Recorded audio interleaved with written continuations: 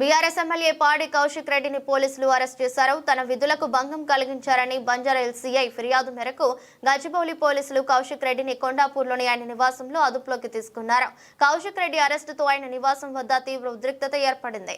ఆయనను పరామర్శించడానికి వెళ్లిన బీఆర్ఎస్ ఎమ్మెల్యేలు హరీష్ రావు, పల్లా రాజేశ్వర్ రెడ్డి, కొత్త ప్రభాకర్ రెడ్డి, మాజీ మంత్రి జగదీష్ రెడ్డి, ఎమ్మెల్సీ సెంపిపూర్ రాజు, రాకేష్ రెడ్డి సహా పలువురు బీఆర్ఎస్ నేతలను పోలీసులు అడ్డుకున్నారు.